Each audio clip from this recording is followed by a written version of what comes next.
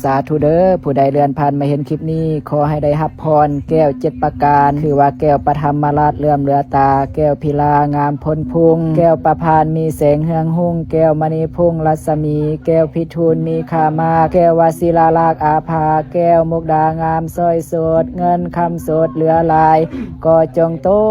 กลงมาอย่ายั่งญาติเดลดาเต็มบ้านเต็มเฮือนแก่ออกตนญาติโยมทั้งหลายที่ได้ผ่านมาเห็นคลิปนี้ได้กดไลค์กดแชร์ก็ขอให้ได้พรตามที่ครูบาได้อวยพรให้เด้ออันนี้ก็คือภาพบุญภาพกุศลภาพบรรยากาศการแห่พระเวทเข้ามาเมืองอยู่ที่วัดเสียงเลบ้านขังเวียงเมืองมอกแขวงเสียงขวางอันนี้ออกตนญาติโยมมากหน้าหลายตาทั่วสารทิศทั่วเมืองมอกก็ได้มาเต้าโฮมกันเนาะเพื่อ